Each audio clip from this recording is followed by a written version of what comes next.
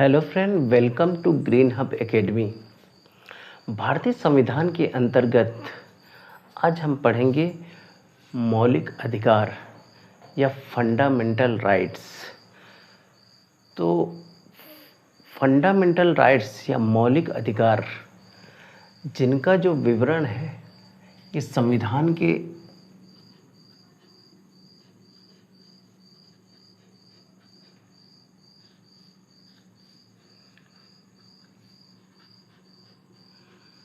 भाग 3 अनुच्छेद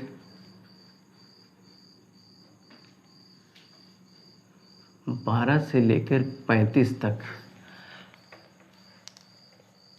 इनका विवरण दिया गया है।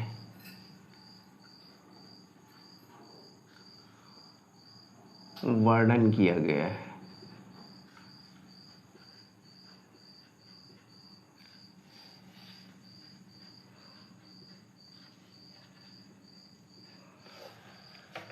संविधान के भाग 3 को भारत का मैग्ना कार्टा कहा जाता है। इसे भारत का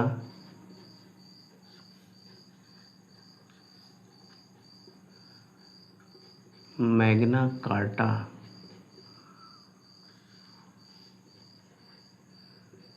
कहा जाता है। और मैग्ना कार्टा का अर्थ होता है अधिकारों का वह प्रपत्र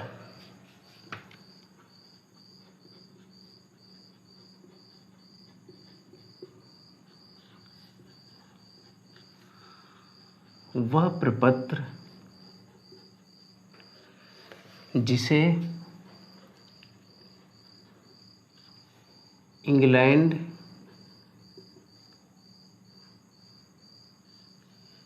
के किंग जॉन द्वारा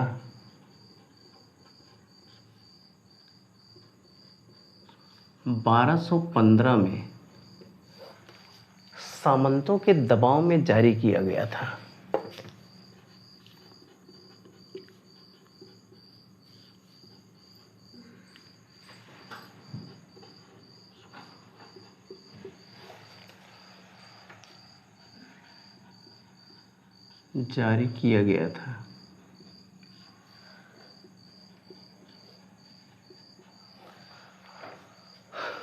अब आते हैं मौलिक अधिकार पे। तो मौलिक अधिकार को हम यदि डिफाइन करें तो मौलिक अधिकार वे बुनियादी और अनिवार्य अधिकार हैं जो भारतीय संविधान द्वारा नागरिकों को प्रदत्त किए जाते हैं या प्रदान किए जाते हैं, जिनके माध्यम से प्रत्येक नागरिक का भौतिक, बौद्धिक, नैतिक और गरिमापूर्ण जीवन जीने के लिए आवश्यक होता है। इनका उद्देश्य कानूनों का शासन स्थापित करना है, ना कि व्यक्ति का। संविधान में इसे विशेष महत्व दिया गया है। अब यदि इसकी संवैधानिक स्थिति देखी जाए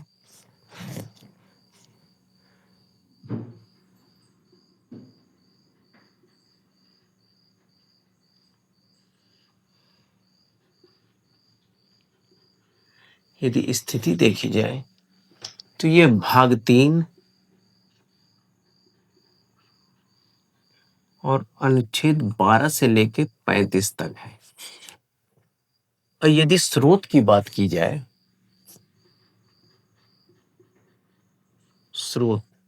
तो यह अमेरिका के संविधान से लिया गया है।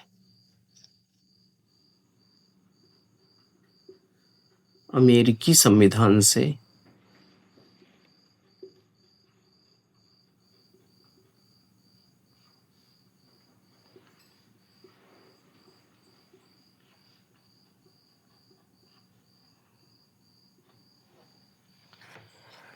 यदि इनके महत्व के बारे में जाने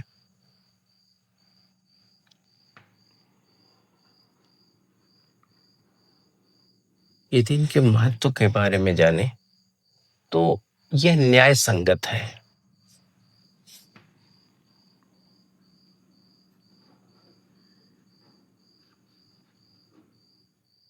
न्याय संगत।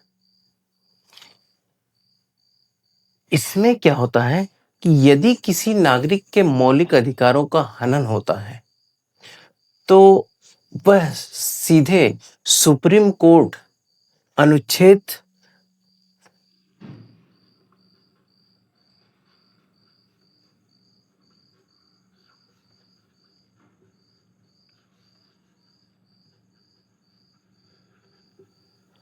अनुच्छेद 32 और हाई कोर्ट उच्च न्यायालय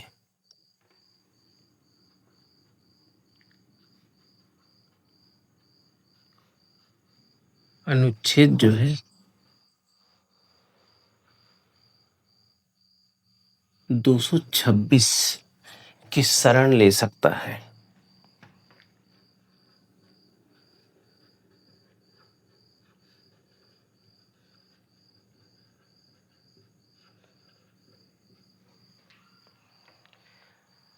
सीमित है लेकिन असीमित नहीं।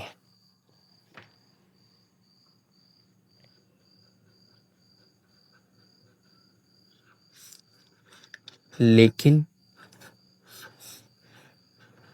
असीमित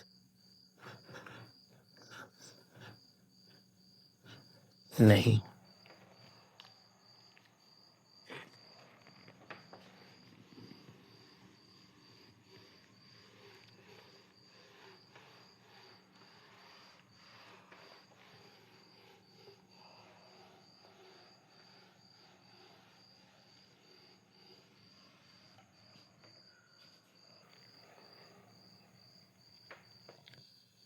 इसके अंतर्गत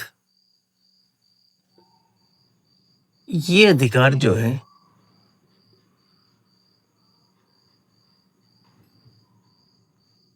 निरपेक्ष नहीं है।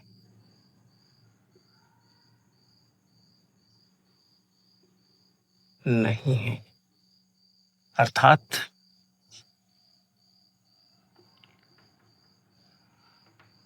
देश के सुरक्षा और सार्वजनिक हित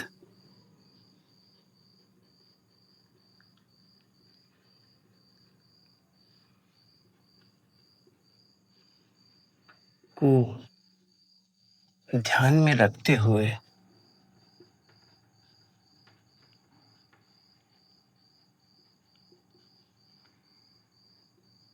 सरकार इन पर उचित प्रतिबंध लगा सकती है।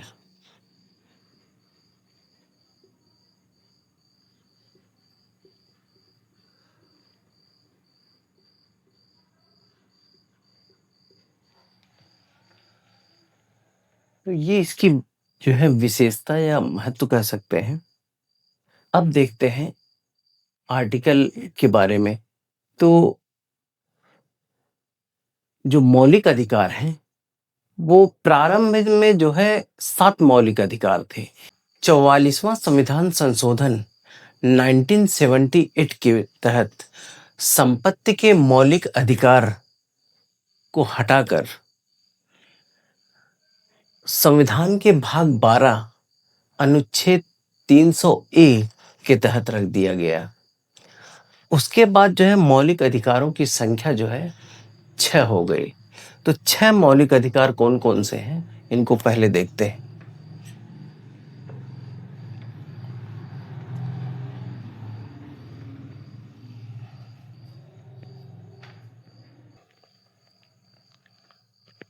तो 6 मौलिक अधिकारों में पहला है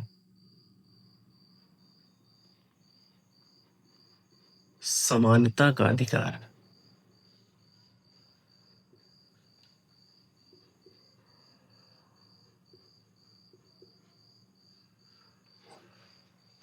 अनुच्छेद 12 से लेके अनुच्छेद 14 से लेके 18 तक। उसके बाद है स्वतंत्रता का अधिकार।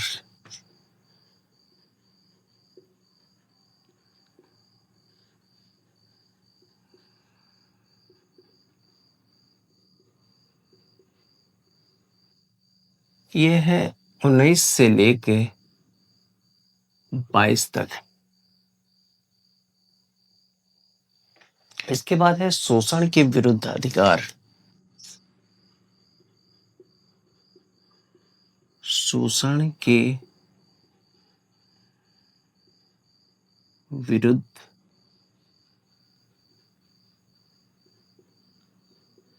अधिकार, ये है 23 से लेके 24 तक। इसके बाद है धार्मिक स्वतंत्रता का अधिकार।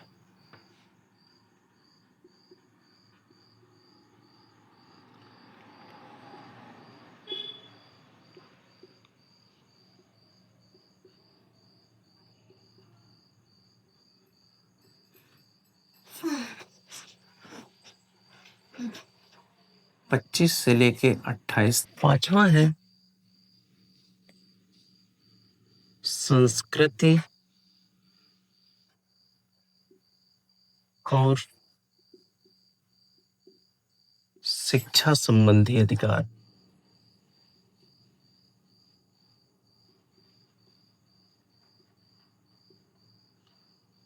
ये है 29 और 30 में। छठवां है संवैधानिक उपचारों का अधिकार।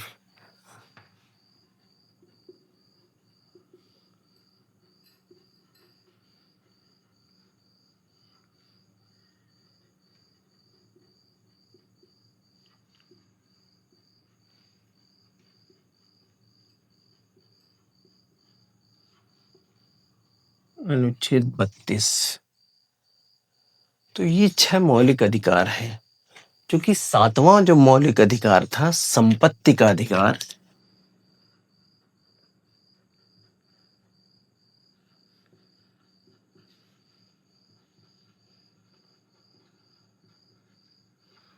इसे जो है 44वां संविधान संशोधन।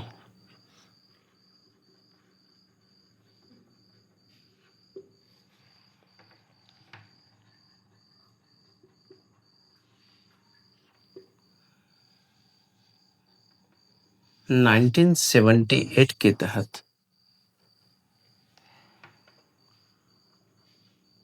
भाग 12 अनुच्छेद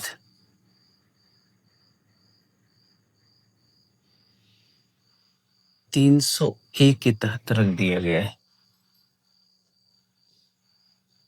हम पढ़ेंगे 6 मौलिक अधिकारों को।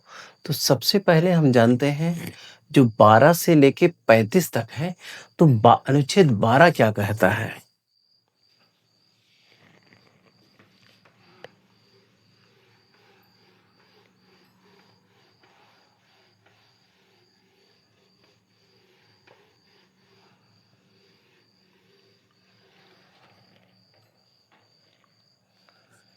हम आते हैं, सबसे पहले जानते हैं अनुच्छेद 12 क्या कहता है।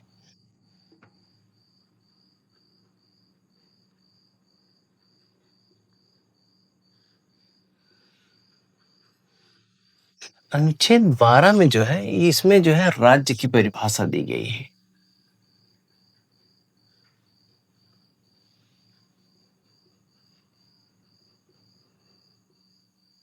राज्य की परिभाषा दी गई है। तो राज्य के अंतर्गत कौन कौन से आते हैं? राज्य के अंतर्गत जो है केंद्र सरकार और संसद आती है।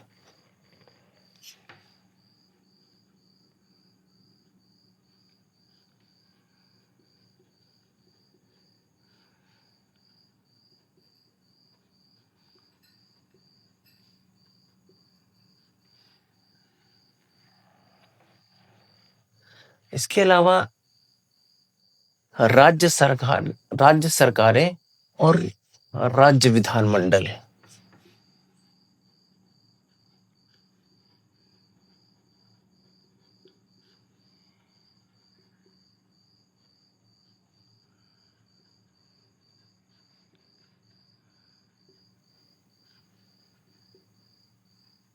राज्य विधानमंडल, इसमें जो है विधानसभा आ जाएगी। इसके अलावा राज्य के अंतर्गत स्थानीय जो सरकारें होती हैं, स्थानीय स्वशासन की, स्थानीय स्वशासन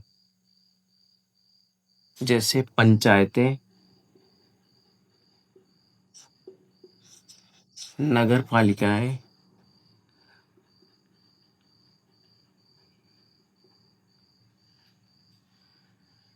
जिला बोर्ड,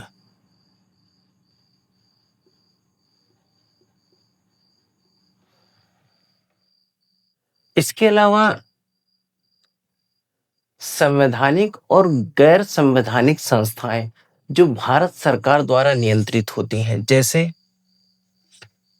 LIC, ONGC। तो ये सारे राज्य के अंतर्गत आते हैं। इसके बाद जो अगला अनुच्छेद है, अनुच्छेद 13।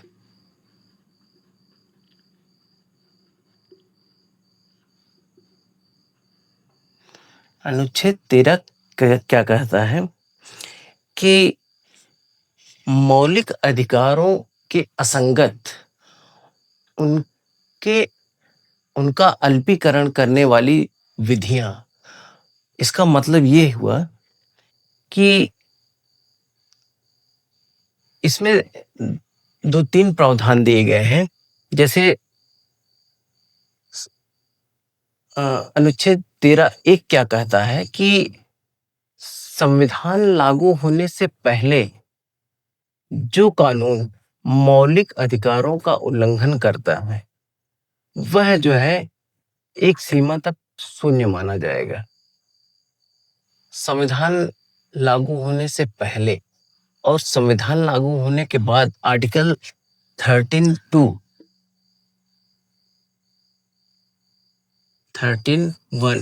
ये है। पहला तो इसको हम पढ़ेंगे कि मूल अधिकारों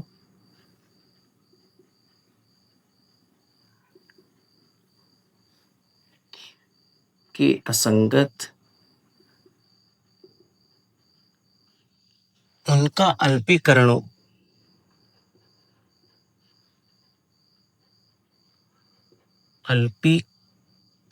करने वाली विधियां।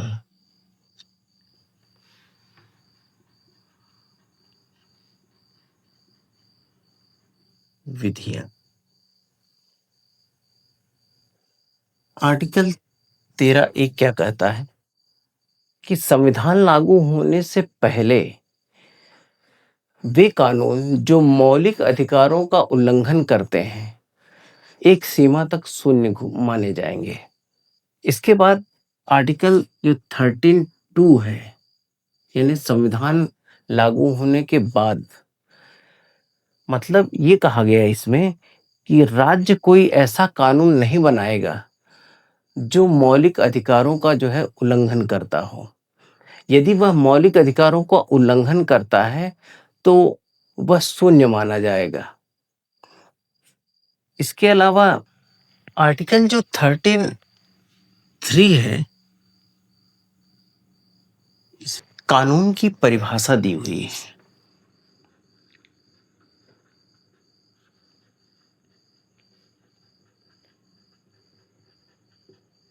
और कानून की परिभाषा में इसके अंतर्गत जो है अधिनियम ही नहीं बल्कि आदेश, अध्यादेश, नियम, विनियम और प्रथाएं जो है वे शामिल होंगी। इसके अलावा 13(4) है, ये संविधान संशोधन के बारे में है।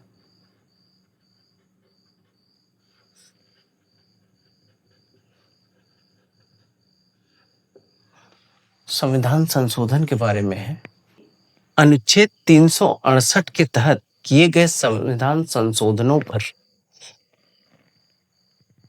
अनुच्छेद 13 के नियम जो है वो लागू नहीं होंगे। तो ये था अनुच्छेद जो है 13, आर्टिकल 13। इसके बाद हम देखते हैं मौलिक अधिकार, समानता का मौलिक अधिकार।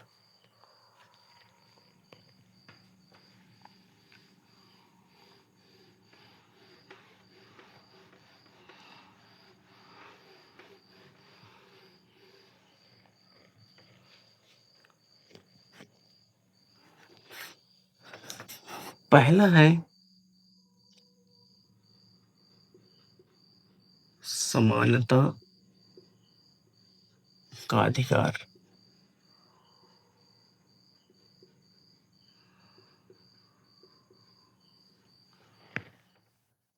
इसमें जो है अनुच्छेद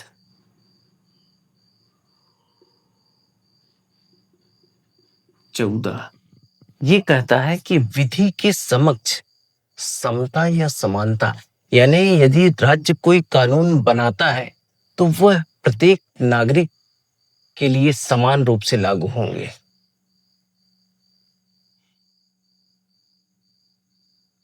विधि के समक्ष समता या समानता। इसके बाद अगला अनुच्छेद है 15।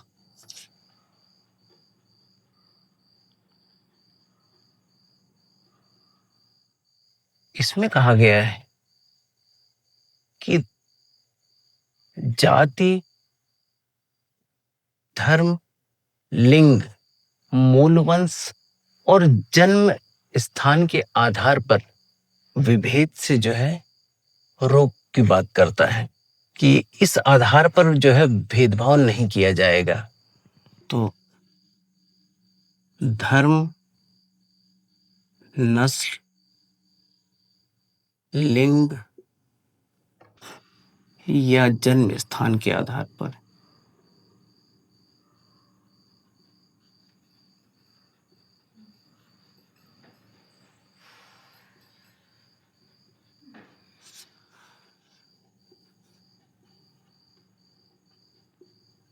विभेद का निषेध।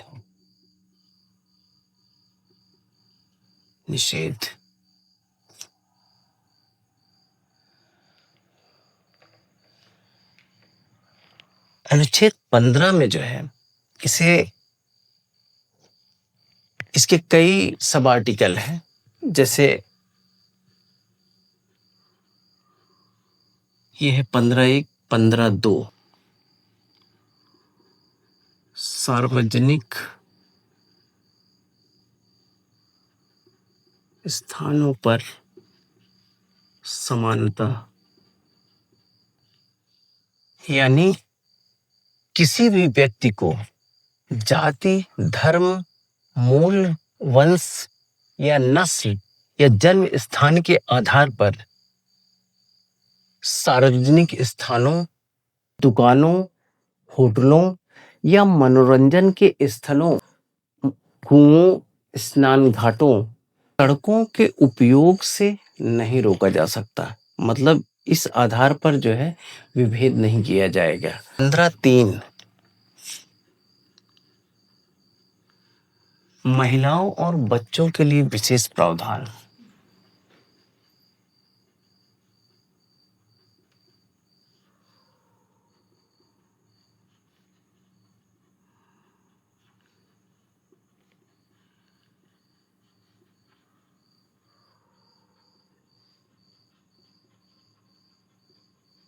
इसके अंतर्गत जो है राज्य महिलाओं और बच्चों के उत्थान के लिए विशेष नियम बनाने का जो है प्रावधान करता है। जैसे महिलाओं को मुफ्त शिक्षा, महिलाओं को बसों में मुफ्त यात्रा।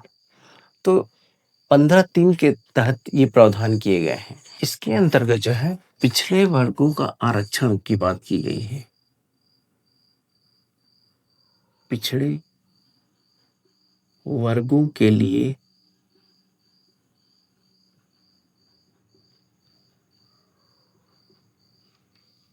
आरक्षण की बात कही गई है। इसमें यह कहा गया है कि राज्य या सरकारें जो है सामाजिक और शैक्षणिक रूप से पिछड़े वर्ग जैसे ओबीसी, एसटी और एससी के लोगों के लिए संस्थानों में आरक्षण की जो है व्यवस्था करता है। इसके अलावा 15(6)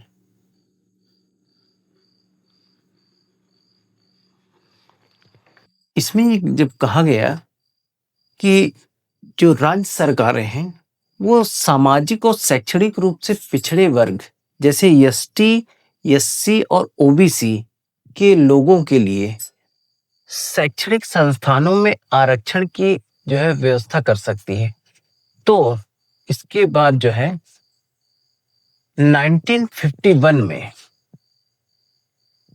चंपाकम दोराईराजन बनाम मद्रास संघवाद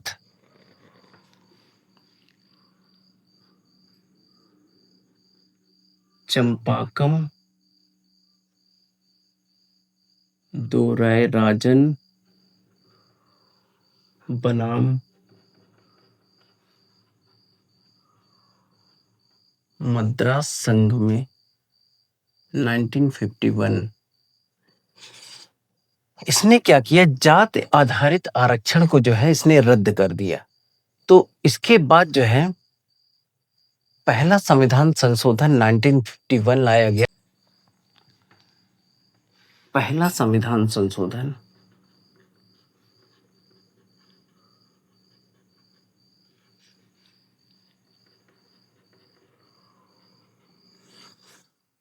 1951 जिसके तहत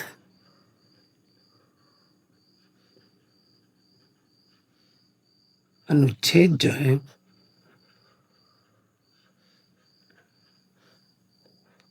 15(4) जो है जोड़ा गया।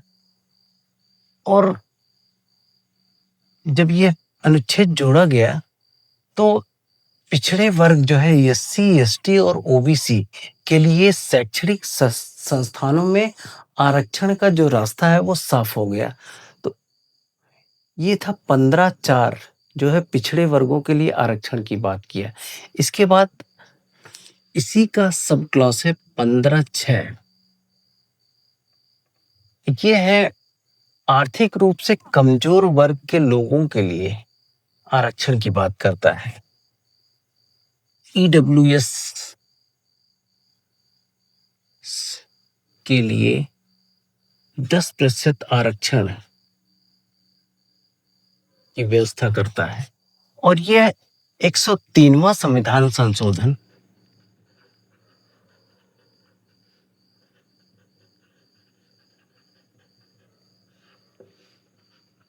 संशोधन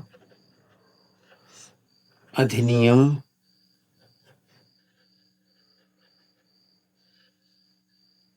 2019 के तहत जोड़ा गया है।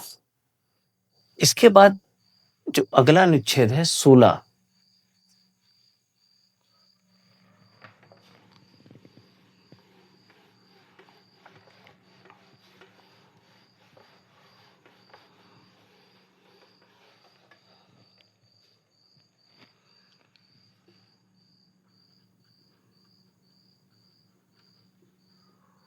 अनुच्छेद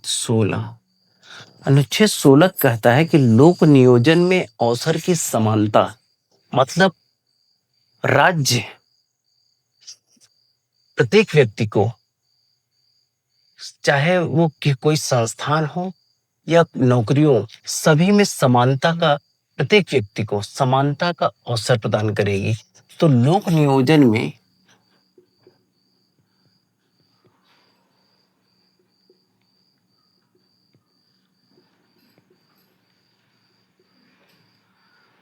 अवसर की समानता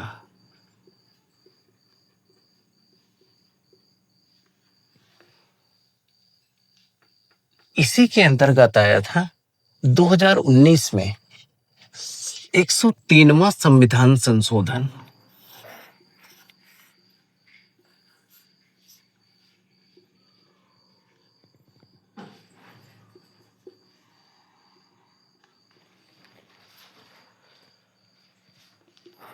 दो हजार 19 ईडब्ल्यूएस को,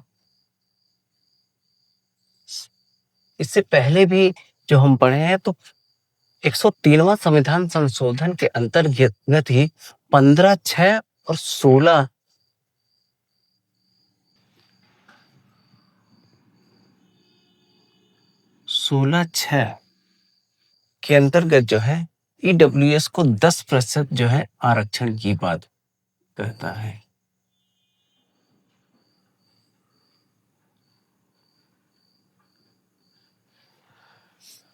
इसके बाद आएगा अनुच्छेद 17।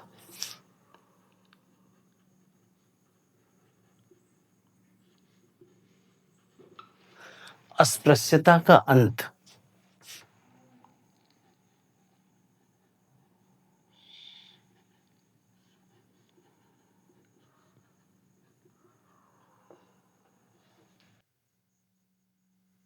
तो अस्पृश्यता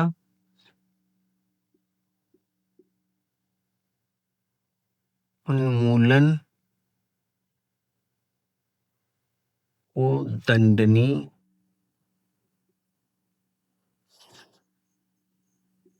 अपराध घोषित किया गया है।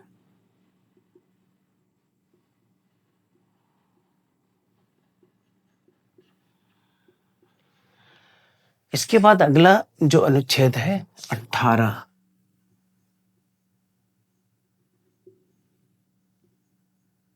यह है उपाधियों का अंत।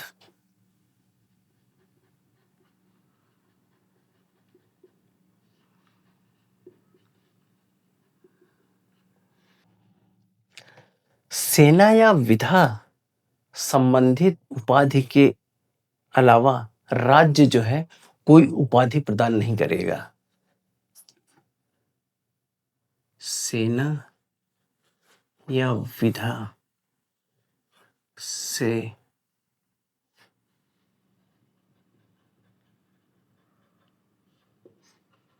उपाधि के अलावा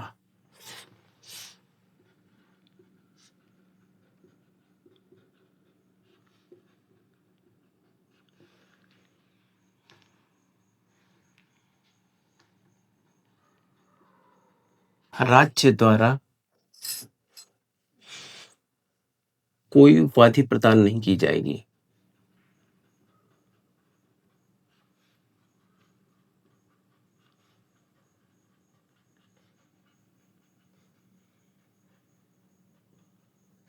इसके अलावा यदि कोई भारतीय नागरिक यदि किसी दूसरे देश की से कोई उपहार या उपाधि प्रदान प्राप्त करता है तो उसके लिए उसे राष्ट्रपति की अनुमति लेनी होगी। तो बिना राष्ट्रपति के अनुमति के वो जो है कोई भी उपहार या उपाधि नहीं प्राप्त कर सकता है।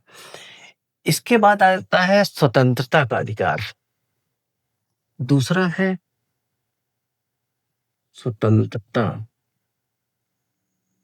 का अधिकार।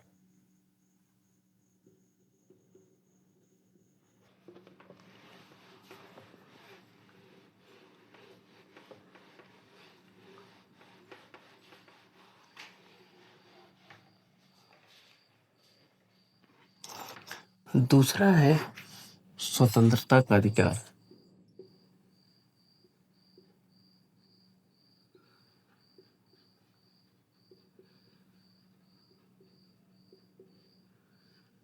इसके अंतर्गत अनुच्छेद जो है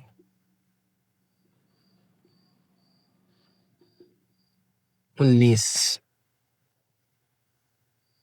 अनुच्छेद 19 जो है विचार या अभिव्यक्ति की स्वतंत्रता को बताता है और इसे जो है 6 भागों में डिवाइड किया गया है। इसके 6 भाग हैं।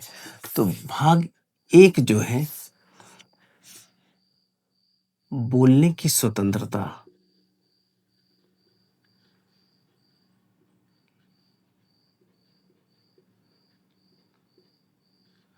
जो वर्तमान समय में हमारी मीडिया है उसको इसी आर्टिकल के तहत ये अधिकार दिया गया है।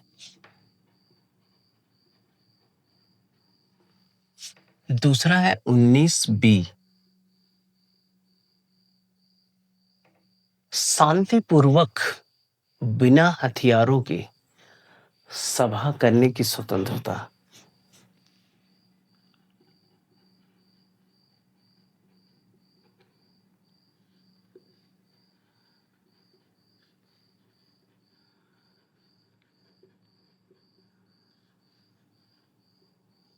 एकत्र होने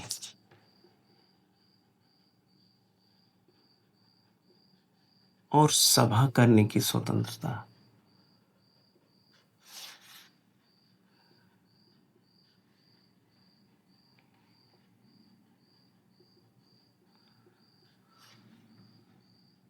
19C संघ बनाने की स्वतंत्रता।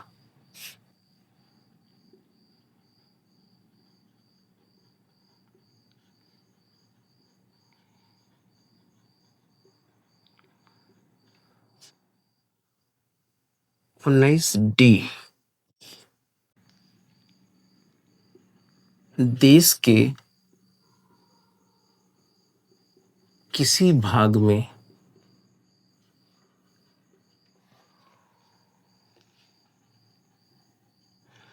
आवागमन की स्वतंत्रता।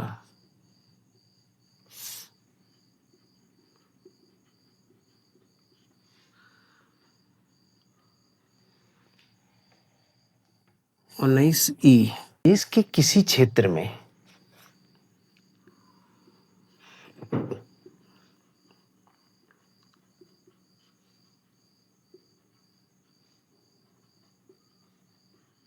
निवास या बसने की स्वतंत्रता।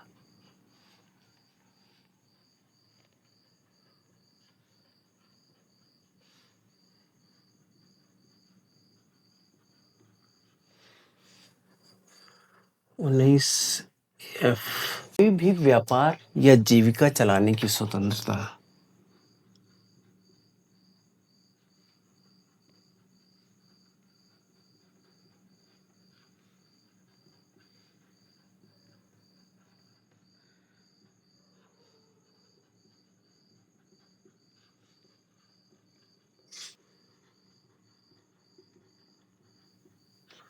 तो इस प्रकार अनुच्छेद 19 के 6 पार्ट हैं। बोलने की स्वतंत्रता, शांतिपूर्वक बिना हथियारों के एकत्र होने और सभा करने की स्वतंत्रता, संघ बनाने की स्वतंत्रता, देश के किसी भाग में आवागमन की स्वतंत्रता, देश के किसी क्षेत्र में निवास करने या बसने की स्वतंत्रता और कोई भी व्यापार या आजीविका चलाने की स्वतंत्रता। इसे हम यदि याद करना चाहें तो एक बालक है जो सरकार के कार्यों से खुश नहीं है, तो वो अपना जो है पहले अपनी बात रखता है तो उसकी बात सुनी नहीं जाती। तो वो क्या करता है कि सरकार के खिलाफ बोलना चालू करता है। तो बोलने की स्वतंत्रता, जब उसकी बात फिर भी नहीं सुनी जाती है तो वह क्या करता है, शांतिपूर्वक बिना हथियारों के एकत्र होकर सभा करता है। इसके बाद तो भी उसकी बात नहीं सुनी जाती तो वो कहता है कि अब जो है मैं संगठन बनाऊंगा, तो संघ बनाने की स्वतंत्रता। फिर भी उसकी बात जब नहीं सुनी जाती है तो क्या करता है कि देश के हर कोने में वो घूम घूम कर सरकार के खिलाफ जो है प्रचार प्रसार करता है, तो आवागमन की स्वतंत्रता। इसके अलावा जब वह आवागमन करता है तो देश के कई भागों जो है हर राज्य में घूमता है, तो कहीं भी वह निवास या बसने की उसकी स्वतंत्रता होती है कि चलो कहीं हम बस लेते हैं। इसके बाद जब वो बस जाता है तो बोलता है कि चलो पहले अपनी रोजी रोटी की व्यवस्था कर लें, उसके बाद विरोध करेंगे। तो जीविका चलाने की स्वतंत्रता जो है इसके अंतर्गत आती है। तो ये जो है इसके 19 के 6 पार्ट हैं। इसके बाद अनुच्छेद 20 आता है।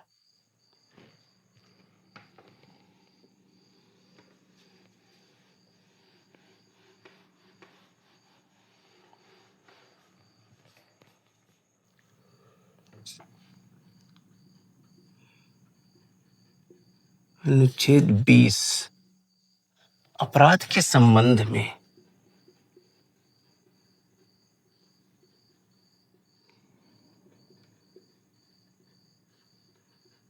दोष सिद्धि से संरक्षण।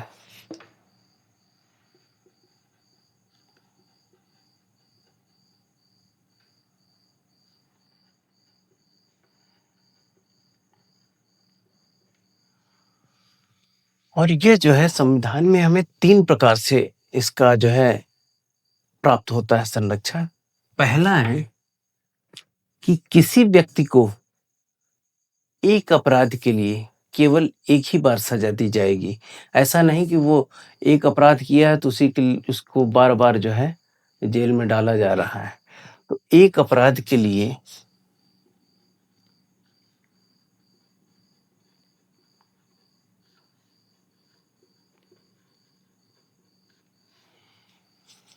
एक बार सजा का प्रावधान है।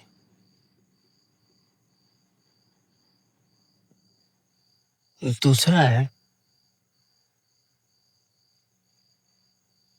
उस व्यक्ति को जिसने अपराध किया है तो उसे उसी कानून के तहत सजा दी जाएगी जिस समय वह अपराध करते समय जो वो कानून था, ना कि उसके पहले या उसके बाद के कानून के तहत दी जाएगी। तो अपराध करते समय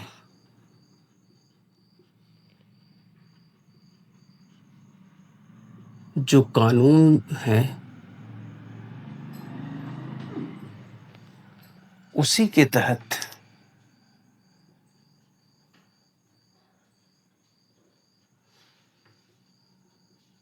सजा दी जाएगी, ना कि पहले और बाद के कानून से।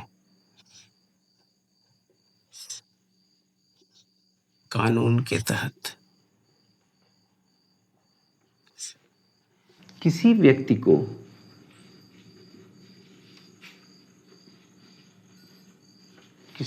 को स्वयं के विरुद्ध न्यायालय में गवाही के लिए बाध्य नहीं किया जाएगा।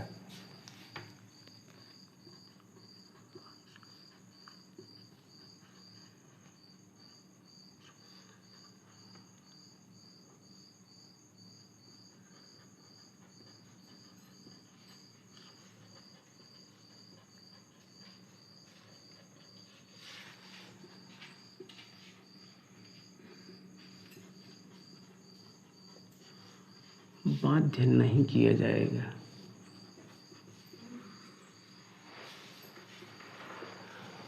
तो ये थे अपराध के संबंध में जो 3 संरक्षण प्राप्त हैं। इसके बाद अगला जो अनुच्छेद है, अनुच्छेद 21,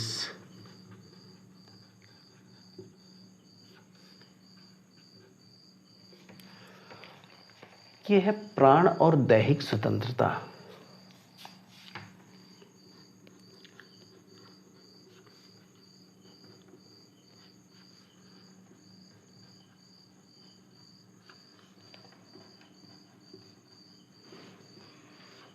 इसके अंतर्गत किसी भी व्यक्ति को विधि द्वारा स्थापित प्रक्रिया के अलावा उसे उसके प्राण और दैहिक स्वतंत्रता अधिकार से वंचित नहीं किया जाएगा।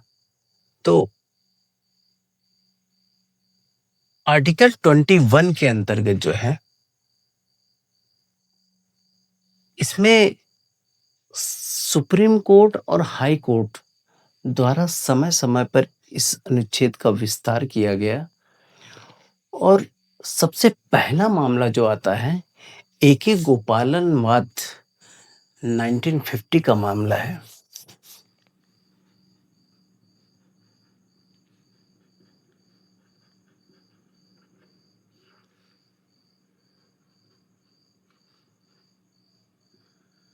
नाइनटीन 1950 में क्या हुआ, में जो है अनुच्छेद 21 का दायरा जो था,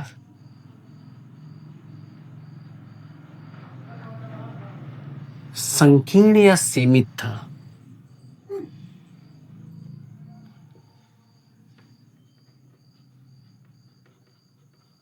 सीमित था।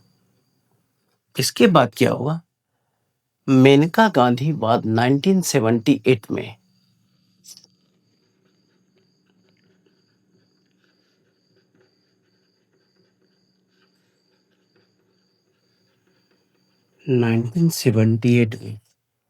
अनुच्छेद 21 का जो है विस्तार कर दिया गया।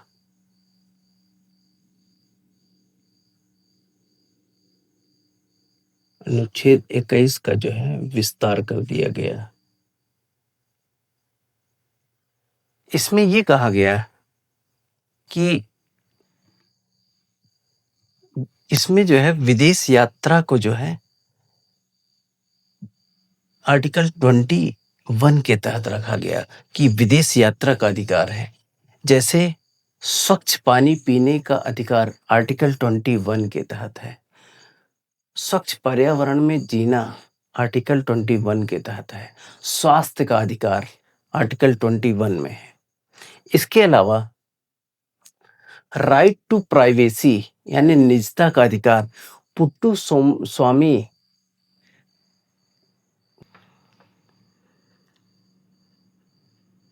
पुट्टू स्वामी वाद 2007 में राइट टू प्राइवेसी का मामला आया।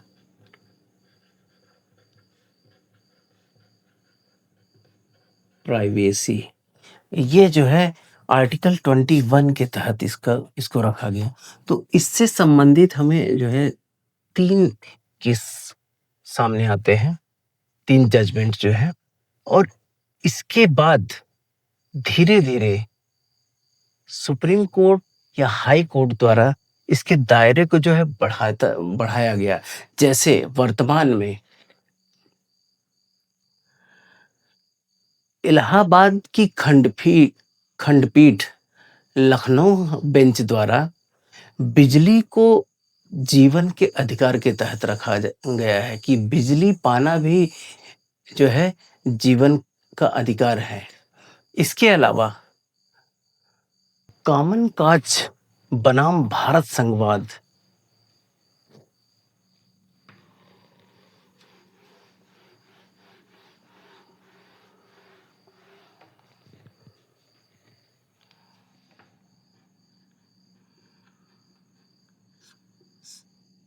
कॉमन काज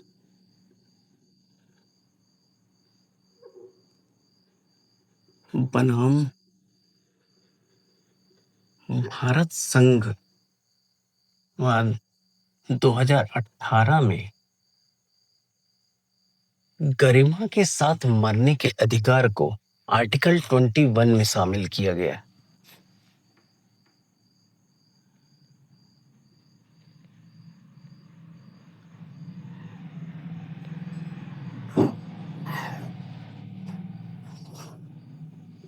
मरने के अधिकार को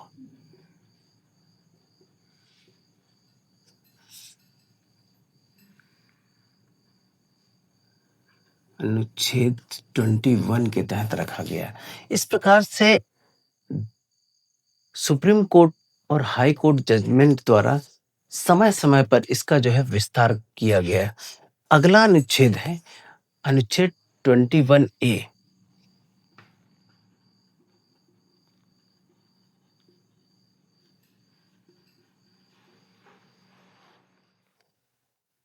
यह है 6 से 14 वर्ष के बच्चों को निःशुल्क शिक्षा का अधिकार।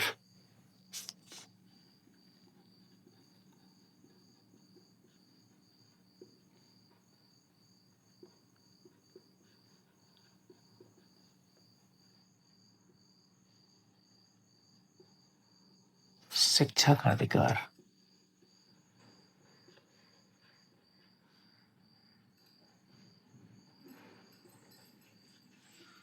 और ये आया 86वां संविधान संशोधन।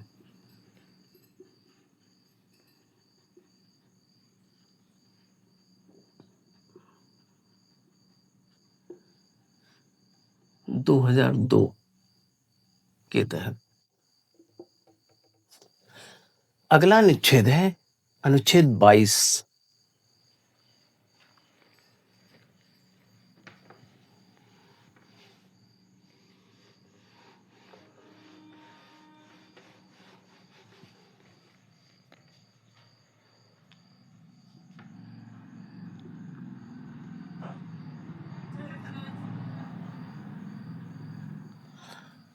गिरफ्तारी के संबंध में संरक्षण।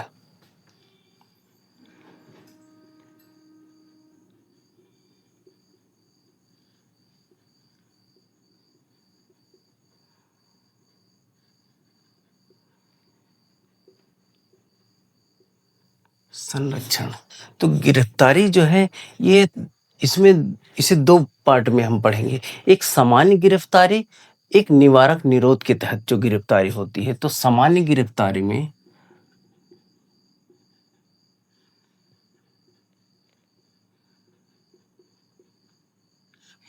इसमें हम तीन इसे भागों में पढ़ेंगे। पहला है कि हिरासत में लिए जाने का कारण जो है बताना होगा।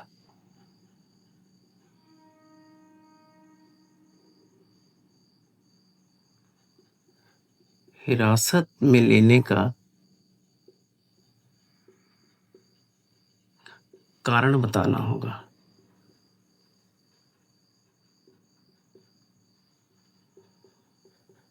कि किस आधार पर जो है गिरफ्तार किया जा रहा है व्यक्ति को। दूसरा है 24 घंटे के अंदर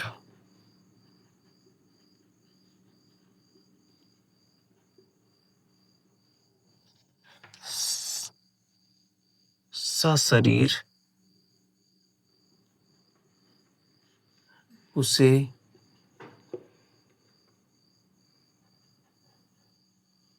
मजिस्ट्रेट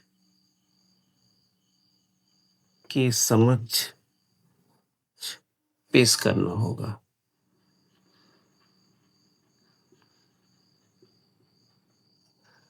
तीसरा है अपने मन पसंद वकील से परामर्श ले सकता है। अपने पसंदीदा वकील से परामर्श लेने का अधिकार है।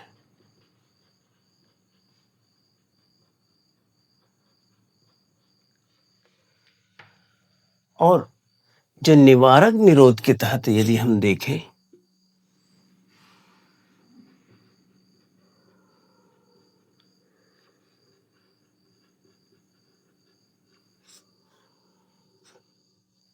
इसका उद्देश्य जो है व्यक्ति को अपराध करने से रोकना है।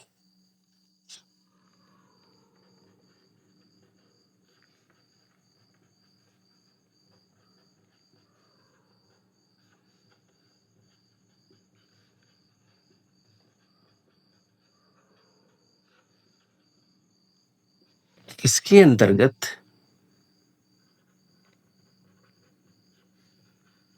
बिना मुकदमा चलाए किसी व्यक्ति को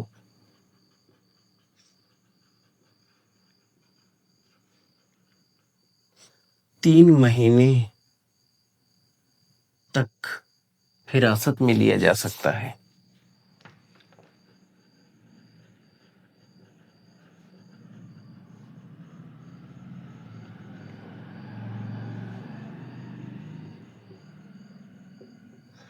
और इससे यदि अधिक अवधि के लिए गिरफ्तार करना है इसको तो सलाहकार बोर्ड की जो है अनुमति लेनी होगी। इसमें अपवाद ये है शत्रु विदेशी निवारक निरोध अधिनियम के तहत गिरफ्तार किए गए व्यक्ति पर लागू नहीं होता है।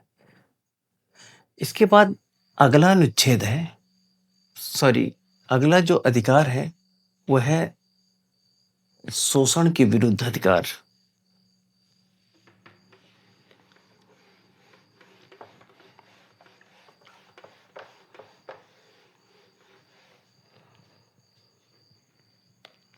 तीसरा है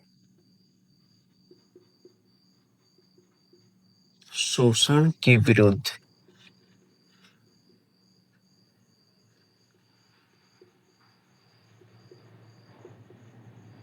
अधिकार। इसमें है अनुच्छेद 23। यह है मानव दुर्व्यापार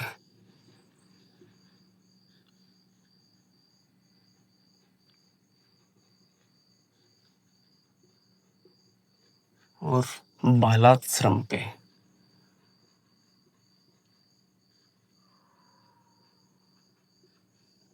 इसके अंतर्गत क्या है, किसी भी व्यक्ति की जो है जबरन खरीद फरोख्त या उसे जबरन लिया हुआ श्रम जो है निषेध माना जाएगा और इसके तहत किया गया अपराध जो है वो दंडनीय होगा। अगला अनुच्छेद है अनुच्छेद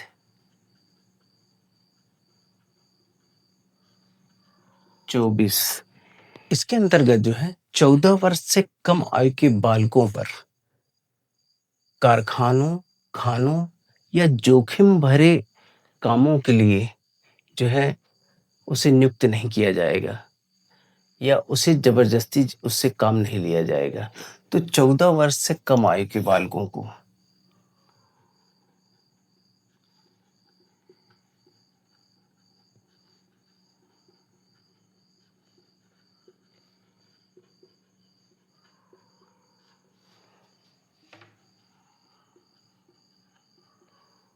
कारखानों, खानों या जोखिम भरे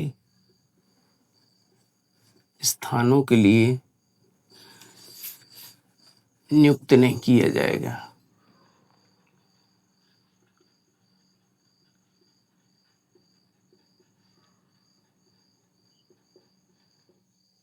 इसके बाद है चौथा, धर्म की स्वतंत्रता, धार्मिक स्वतंत्रता।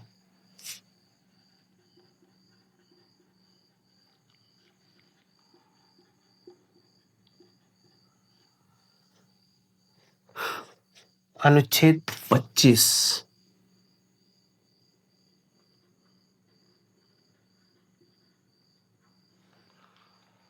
इसके अंतर्गत किसी व्यक्ति को धर्म का अंतःकरण, उसे अबाध रूप से मानने और प्रचार करने की जो है स्वतंत्रता प्रदान करता है।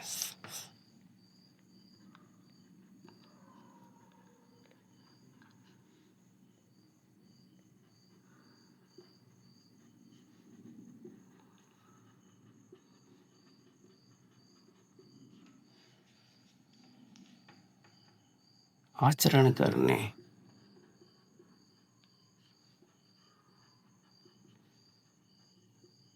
और प्रचार करने की स्वतंत्रता देता है।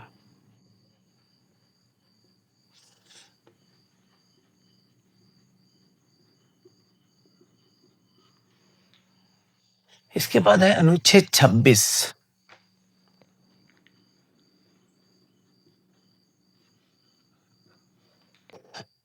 अनुच्छेद 26 के अंतर्गत धार्मिक कार्यों के प्रबंधन की स्वतंत्रता है।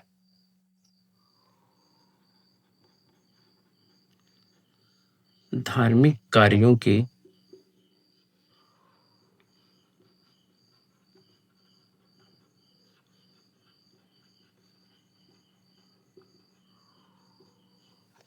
मतलब कोई भी व्यक्ति किसी भी धर्म को जो मानता है उसके प्रबंधन की जो है उसे स्वतंत्रता प्रदान की जाती है।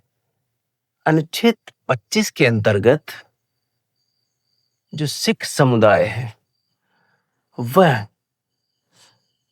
जिसे कृपाण को धारण करना उनके धर्म का जो है अभिन्न अंग माना गया है इसी के अंतर्गत। इसके बाद है अनुच्छेद 27।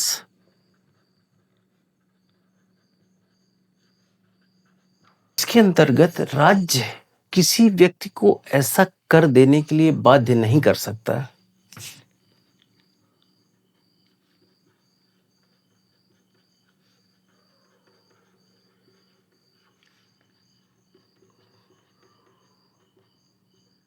ऐसा कर देने के लिए बाध्य नहीं कर सकता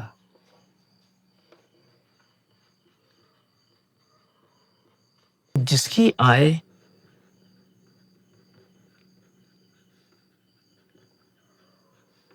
किसी विशेष धर्म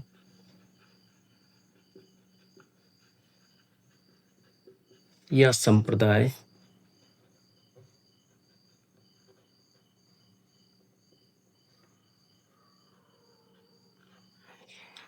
उन्नति के लिए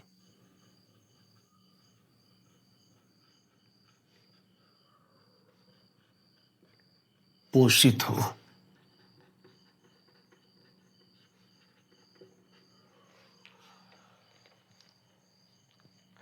यानी राज्य कोई ऐसा कर नहीं वसूलेगी जो किसी विशेष संप्रदाय के लिए जो है उसका उपयोग किया जा सके, कि जनता के पैसे का उपयोग किसी धर्म के प्रचार प्रसार के लिए कर रही है तो राज्य ऐसा कर कोई लगाने के लिए बाध्य नहीं करेगी।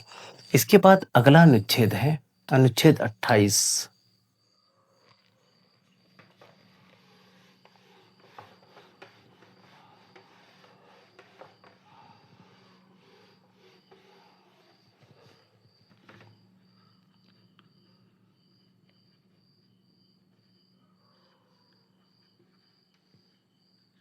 इसके अंतर्गत नागरिकों को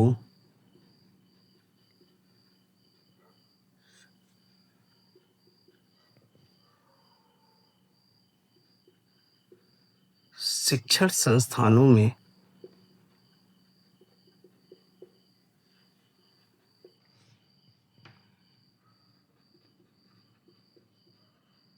धार्मिक शिक्षा या उपासना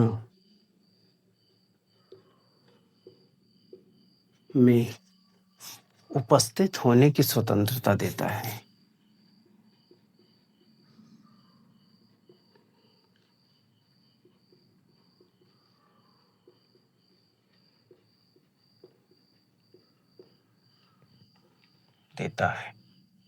तो ये था अनुच्छेद 28। इसके बाद है अगला जो मौलिक अधिकार है, शिक्षा और संस्कृति का अधिकार है।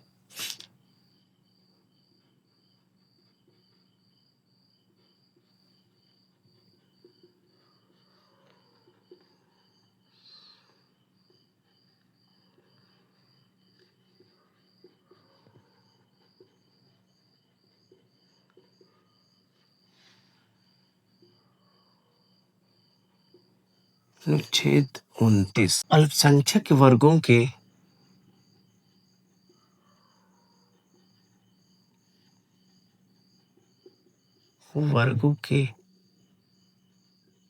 हितों का संरक्षण है। के अंतर्गत जो है संस्कृति और भाषा का संरक्षण है।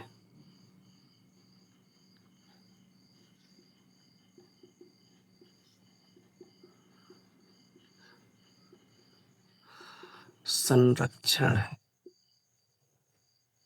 मतलब भारत राज्य क्षेत्र के अंतर्गत रहने वाले जो नागरिक हैं उनको अपनी भाषा, लिपि और संस्कृति को संरक्षित करने का जो है पूर्ण अधिकार है प्राप्त है। इसके बाद है अनुच्छेद 30।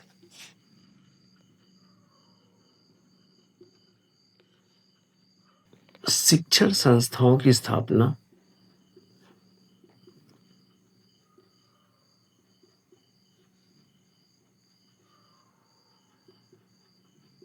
और प्रशासन करने का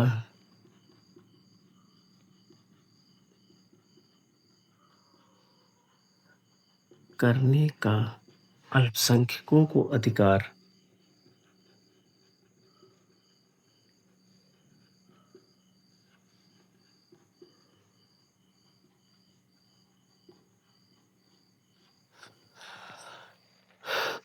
ये था शिक्षा और संस्कृति संबंधी अधिकार। इसके बाद अगला जो मौलिक अधिकार है वो है संवैधानिक उपचारों का अधिकार।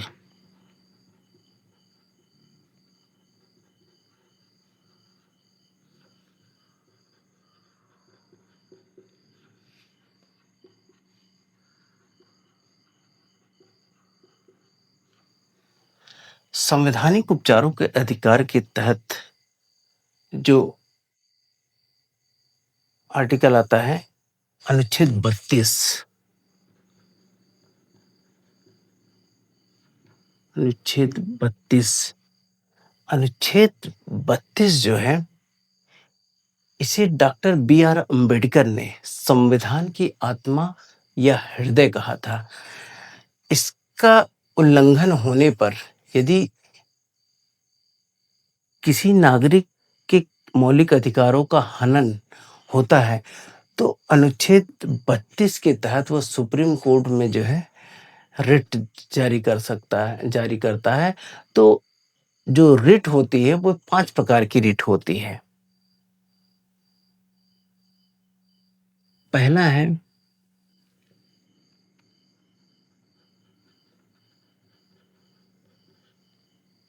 बंदी प्रत्यक्षीकरण।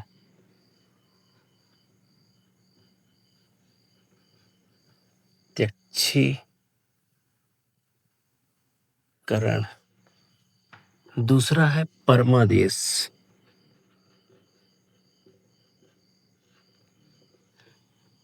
तीसरा है प्रतिषेध। उत्प्रेषण।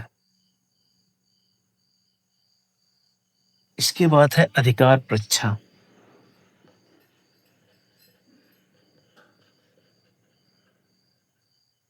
अच्छा, तो ये 5 प्रकार के रिट जो है ये सुप्रीम कोर्ट जो है वो जारी करता है।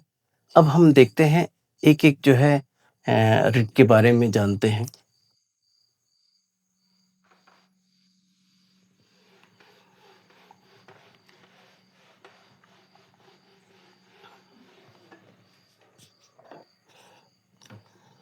तो पहला है बंदी प्रत्यक्षीकरण।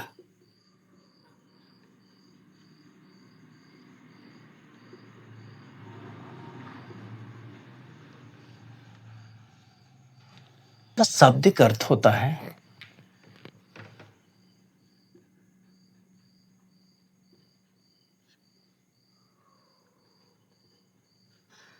शरीर का होना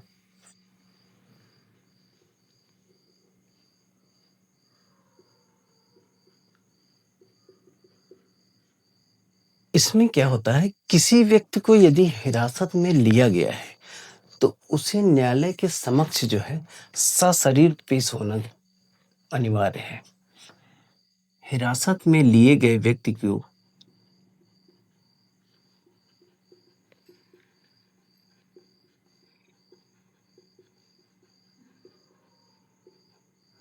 को न्यायालय के समक्ष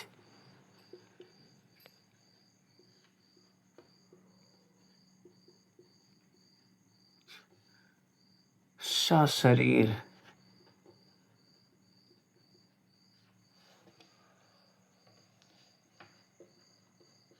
पेश करने का आदेश है।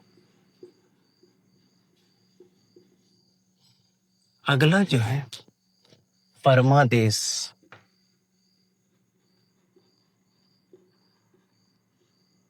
इसका अर्थ है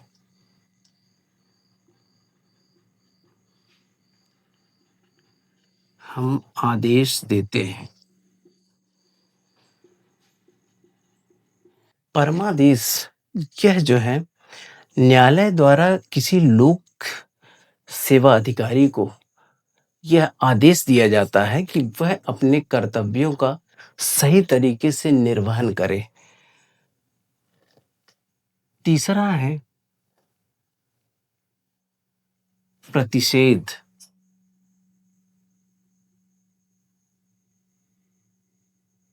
यानी अर्थ होता है इसका मना करना। यह रिट जो है जो उच्च न्यायालय द्वारा निचली अदालतों को यह रिट जारी की जाती है कि यह कार्य जो है आपके अधिकार क्षेत्र से बाहर है।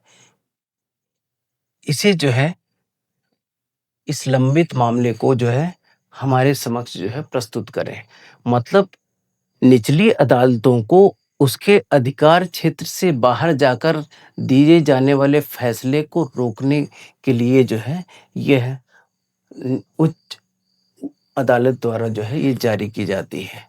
चौथा है उत्प्रेषण,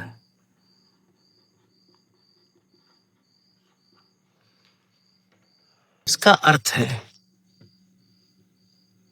प्रमाणित होना या सूचना देना।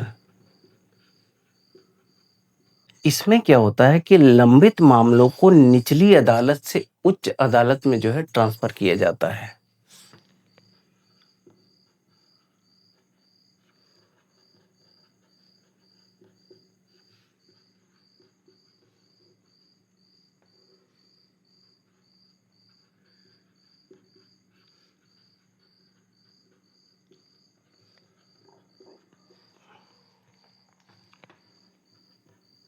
उच्च अदालत में ट्रांसफर किया जाता है।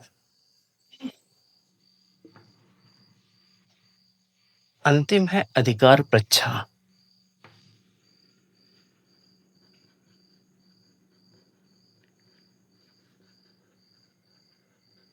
अधिकार परीक्षा यह रिट जो है कोर्ट द्वारा तब जारी की जाती है जब कोई व्यक्ति किसी सार्वजनिक पद पर अवैध रूप से कब्जा कर लेता है या उस पर पदासीन हो जाता है, तो यह रिट जारी की जाती है कि वह किस अधिकार के तहत उस पद पर जो है बैठा हुआ है। तो अधिकार परीक्षा के तहत जो है यह रिट जारी की जाती है। तो ये थी आर्टिकल 32 के तहत 5 रिटें। इसके बाद आता है अनुच्छेद 33।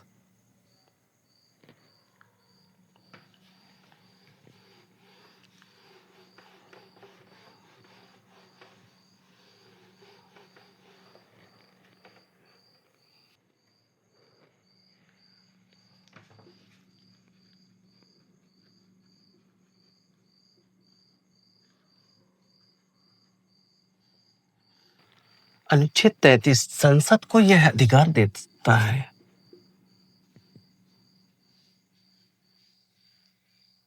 कि राष्ट्रीय सुरक्षा, उचित कर्तव्य पालन और अनुशासन बनाए रखने के लिए सीमा सशस्त्र बल, पुलिस और खुफिया एजेंसी के कर्मचारियों के मौलिक अधिकारों में ये कटौती कर सकता है।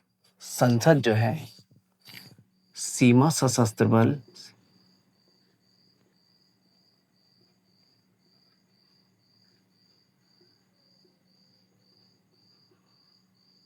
पुलिस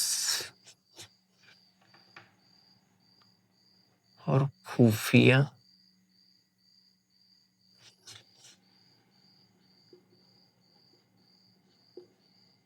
के कर्मचारियों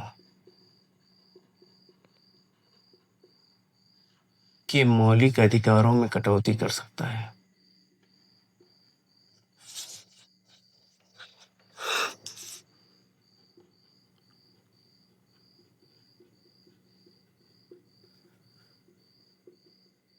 कटौती कर सकता है। इसके बाद आएगा अनुच्छेद 34।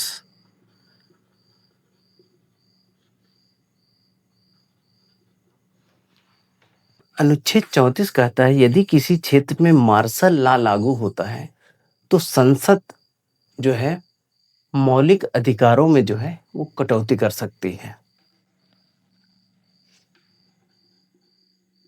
मार्शल लॉ लागू होने पर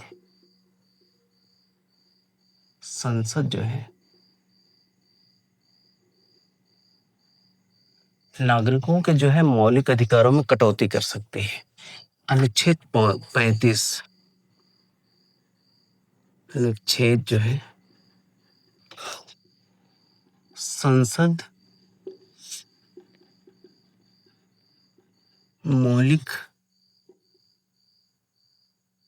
अधिकारों के कानून बनाने विशेष शक्ति देता है।